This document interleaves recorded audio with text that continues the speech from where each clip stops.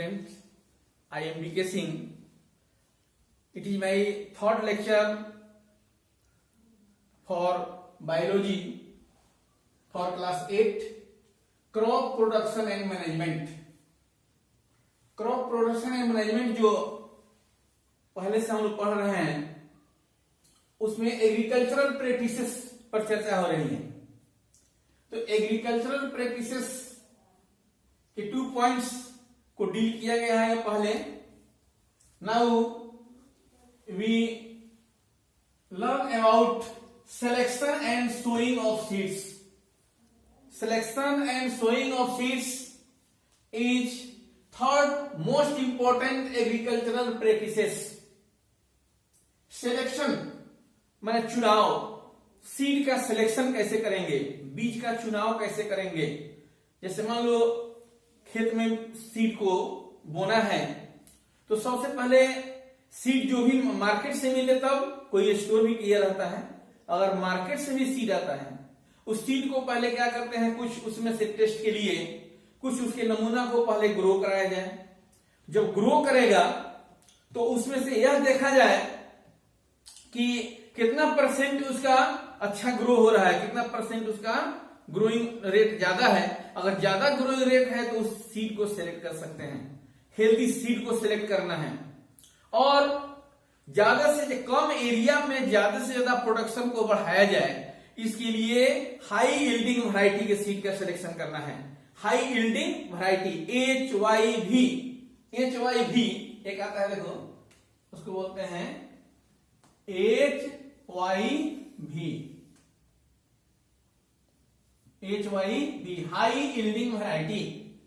High yielding variety माने ऐसे seed जिसका यूज करने पर ज्यादा से ज्यादा प्रोडक्शन हो। उस तरह से सीड का सिलेक्शन करने के बाद तब क्या किया जाता है, sowing. Planting of seed into the soil is sowing of the seed.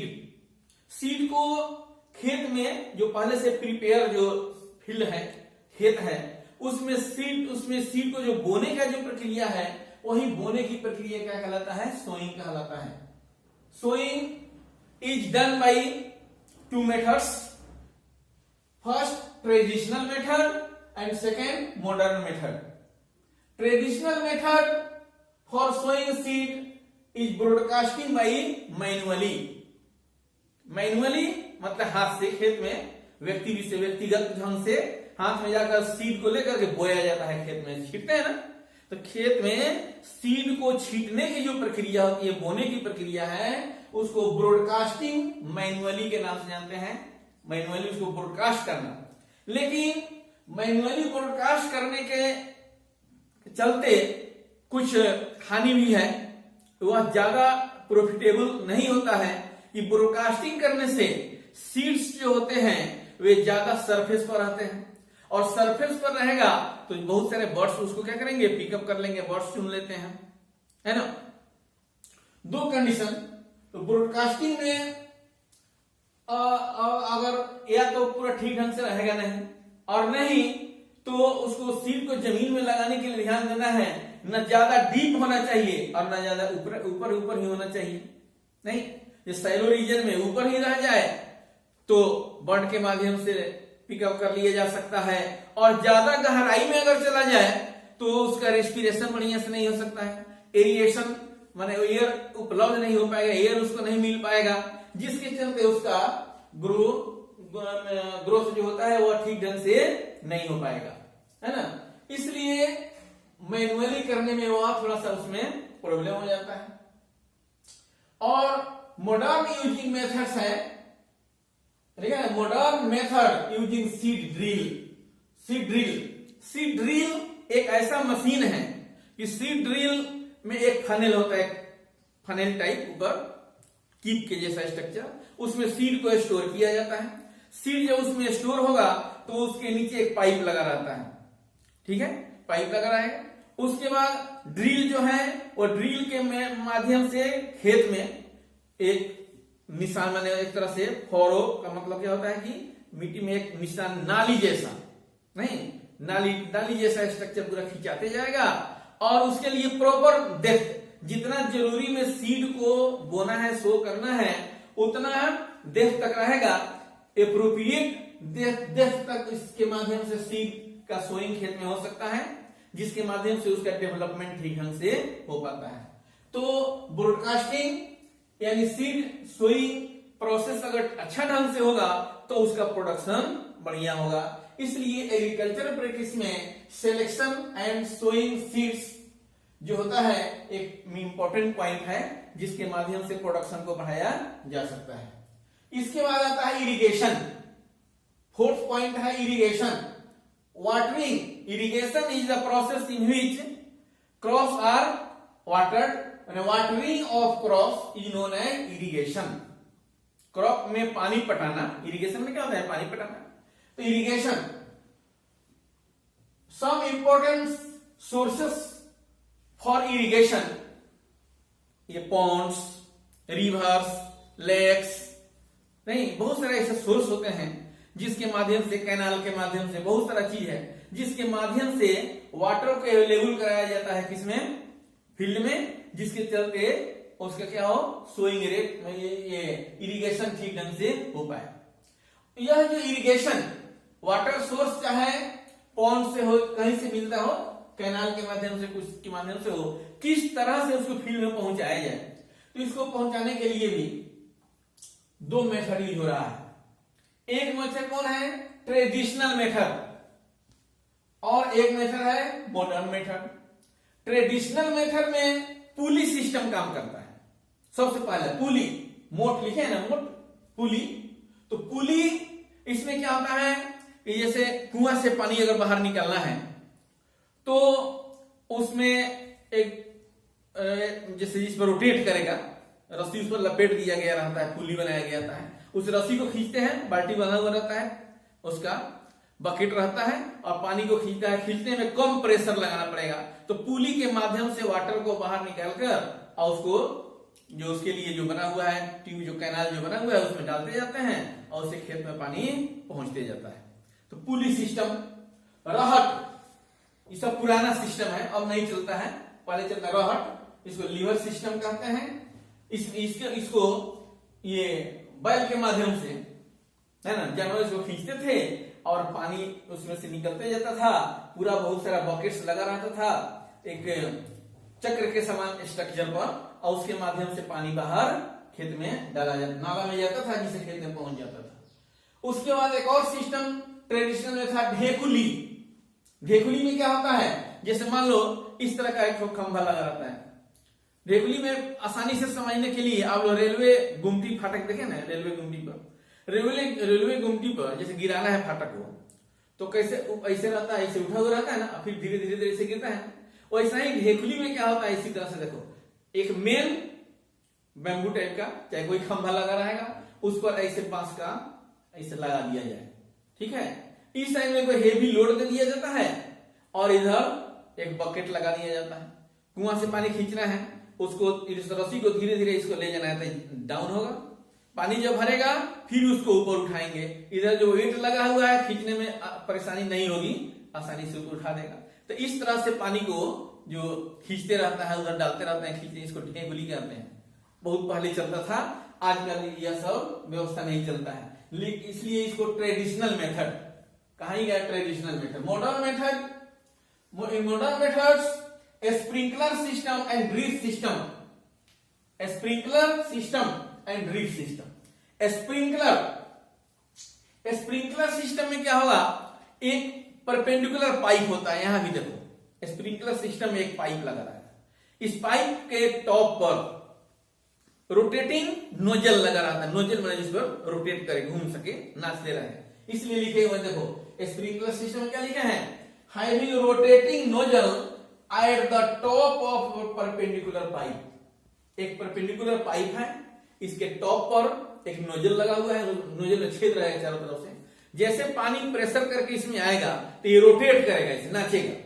जब ये रोटेट करेगा तो इसमें जितने पोर्स बने हुए, पोर के माध्यम से पानी चारों तरफ जाएगा, छिटाने लगता है। तो इस तरह की व्यवस्था जिस खेत में करना, यह मेथड उस वहां के लिए ज्यादा उपयुक्त होता है, और इवेन हो, है ना, खेत में अभी इवेन मैंने उबड़ खाबड़ कहीं ज्यादा पानी जमा हो जाता है, कहीं पानी पहुंच में नहीं करे, तो वहां पर ज्यादा पानी की बर्बादी भी होगी। तो उसको रोकने के लिए स्प्रिंकलर सिस्टम यूज किया जाता है। जैसे यहाँ लगा दिया, फिर वहां लगा दो, फिर वहां लगा दो, बहुत जगह खेत में लगा दिया जाता है। और जब पंप से पानी भेजा जाता है इसमें, तो पंप से पानी जाएगा तो रोटेट करेगा, जब यह रोटेट करेगा ऐसे तो पानी छिटाएगा चारों तरफ से, है ना, स्प्रिंकलर होगा, इसलिए इसको स्प्रिंकलर सिस्टम ही कहा गया है। पानी चारों तरफ से उसमें रोटेट करेगा और इस तरह से जरूरत पर जितना एसेंशियल अमाउंट में वाटर चाहिए पूरे प्लांट को वहां से मिल जाता है। इस तरह से इरिगेशन हो जाता है। तो this is the sprinkler system. यानी sprinkler system, in sprinkler system a perpendicular pipe having rotating nozzle at the top. आपके टॉप पर उस पर क्या होगा, एक रोटेटिंग नोजल रहता है। ड्रिप सिस्टम में क्या होता है, ड्रिप सिस्टम देखो इसमें लिखे हैं माइक्रो इरिगेशन। माइक्रो इरिगेशन कम से कम, माइक्रो में बहुत छोटा होता है, तो कम अमाउंट में लॉस ऑफ वाटर होता है इसमें, है ना। ये और प्रॉफिटेबल है प्लांट के लिए, पानी की बर्बादी भी नहीं होती है, लॉस ऑफ वाटर भी नहीं होगा। इस सिस्टम में क्या होता है, जैसे खेत में जहां पर हमको इरिगेशन करना है, पानी पटाना है, वहां पर पूरा पाइप, ये फाइबर का प्लास्टिक पाइप रहते हैं, बहुत सारे पाइप पूरे जाल के जैसा बिछा हुआ रहता है, पहले ही सेट बिछा दिया गया है। जगह जगह पर वहां पर जैसे देखिए ये मार्कर खोल दिया ना, ये जैसे यहाँ बंद करते हैं, ऐसे बंद जैसे होगा ना ऐसे, तो उसी पर यहाँ पर पोर्स बने रहते हैं, छोटे छोटे छोटे छोटे पोर, छिद्र बने हुए रहते हैं। जो यहाँ पर हो गया, फिर इसी तरह का चीज यहाँ होगा, फिर वहां होगा, फिर वहां होगा, पूरे फील्ड में इस तरह की व्यवस्था की गई रहती है। जब पंप के माध्यम से वाटर को पुश किया जाता है, इसमें जो वाटर को पुश करोगे तो क्या होगा, जहां अब यहां पर है तो उसके नजदीक में प्लांट लगा हुआ है, फिर नजदीक में प्लांट लगा हुआ है सब, तो यहां से वाटर जो इसमें से निकलेगा वो वाटर धीरे धीरे रिस रिस करके प्लांट के रूट तक जाएगा।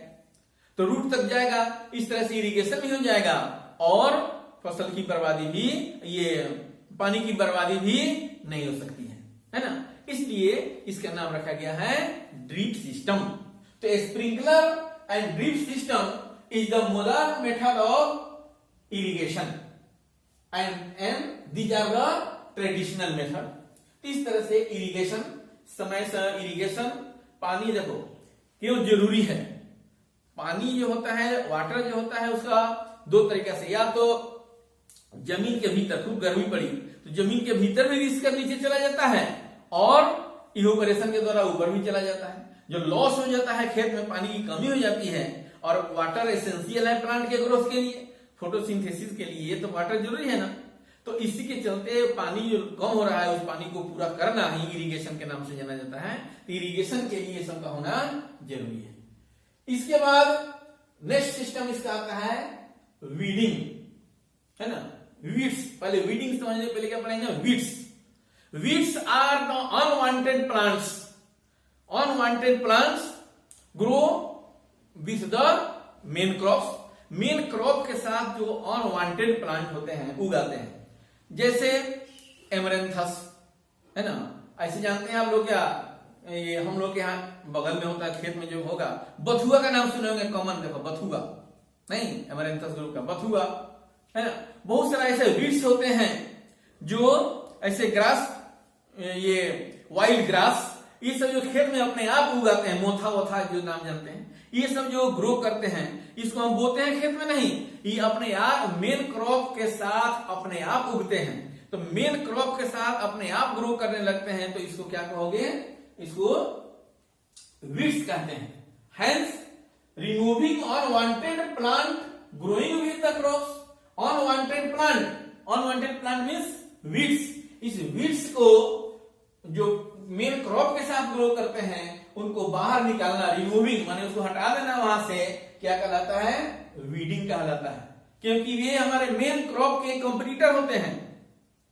वीड्स जो होते हैं इतना जल्दी उसका ग्रो होता है कि जितना न्यूट्रिशनल चीज है प्लांट के लिए लगा है उसको ऑब्जर्व कर सकते हैं, वाटर देते हैं प्लांट मेन क्रॉप के लिए उसको ऑब्जर्व कर सकते हैं, सनलाइट को ले सकते हैं, यानी पूरे जितने भी रिक्वायरमेंट होते हैं क्रॉप के, उस रिक्वायरमेंट को क्रॉप से ज्यादा ऑब्जर्व करने लगते हैं अपने आप, जिसके चलते प्रोडक्शन रेट क्या होता है, रिड्यूस हो जाता है।